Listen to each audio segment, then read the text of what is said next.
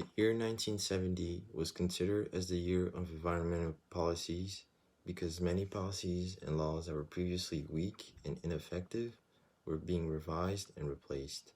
The Clean Air Act was a law based off and constructed by years of different acts starting from 1955 in order to find effective ways to control air pollution.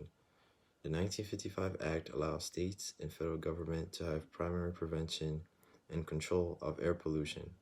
The 1967 Act set precedent on air quality criteria, air quality standard, and air quality control in different regions of the U.S. Then in 1970, Congress passed the National Environmental Policy Act, or NEPA. This required federal agencies to consider the environmental impacts from government actions. Then on April 22nd, 1970, many Americans protested the issues of pollution during an Earth Day demonstration.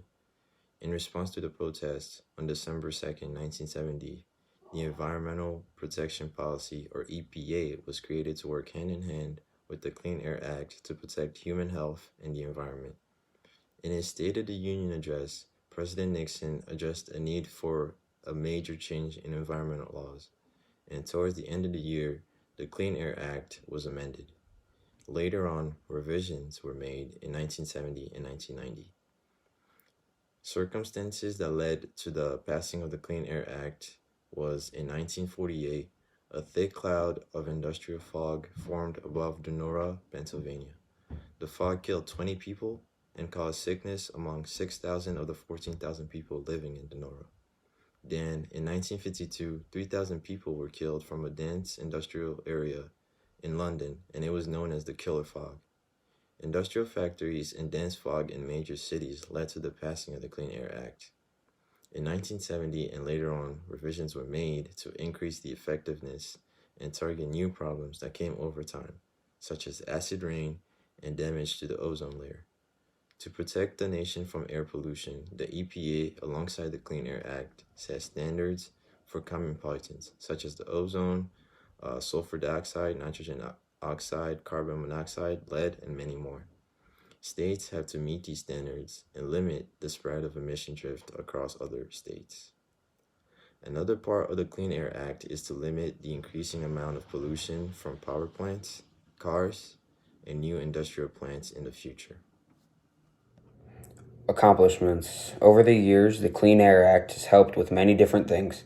Since 1980, the Clean Air Act has helped cut ground level ozone, which is a dangerous component of smog, by more than 20%. Main pollutants that contribute to acid rain, nitrogen dioxide, sulfur dioxide, those were reduced by 71 and 46% since 1980. The act has helped phase out the production and use of chemicals that contribute to the hole in the ozone layer. Also, lead content in gasoline, which has cut air pollution by 92%. In the first 20 years, more than 200,000 premature deaths and 18 million cases of respiratory illness in children were prevented. The Clean Air Act has done a great job limiting visible air pollution, but air pollution that you cannot see as easy can also be a major issue. This includes acid rain, which can get into lakes, streams, and marshes and harm fish and other wildlife. This called for revisions to the original act in 1970. New revisions to the act took place in 1977 and 1999. Revisions to the act targeted specific issues, including hazardous or toxic air pollutants that pose health risks such as cancer, or environmental threats such as bioaccumulation or heavy metals. Chemical emissions that deplete the stratospheric ozone layer, which protects us from skin cancer and eye damage. Regional haze that impairs visibility in national parks and other recreational areas, and previously mentioned acid rain. Another problem is that many members of Congress in both the Senate and the House of Representatives have announced their intention to introduce legislation that would block or delay the agency from reducing global warming emissions under the Clean Air Act.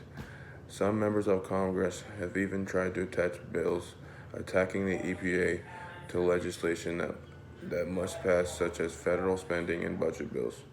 In February 2011, EPA delivered a scientist statement on the Clean Air Act endorsed by 2,505 scientists opposing attacks on the Clean Air Act and supporting the EPA's authority to act on its science-based funding.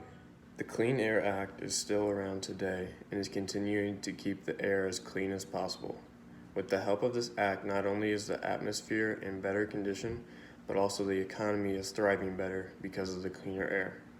The effect of the atmosphere being cleaner is that there is less air pollution related illnesses, so there is less money that the government has to spend funding programs that help cure these illnesses.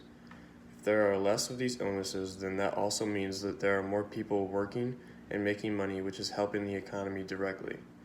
The Clean Air Act has also developed jobs and allowed certain industries like the automobile industry to thrive.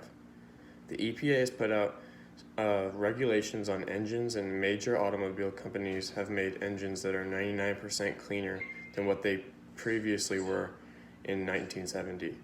The EPA has also said that their air improvements increased the safety of all air, all while the energy consumption and vehicle usage increased by 50%. Construction companies have also created a specific engine for their tractors and construction vehicles that is better for the air, unlike their previous engines. The act has cut the ground ozone level by 25% since 1980. Now, factories and plants can't be built unless their area surrounding the plant meets the EPA's air quality standards. There are also new devices in these factories that capture 98% of the sulfur dioxide released by the factories. There have been major improvements, and this is how far this act has gotten us since 1970.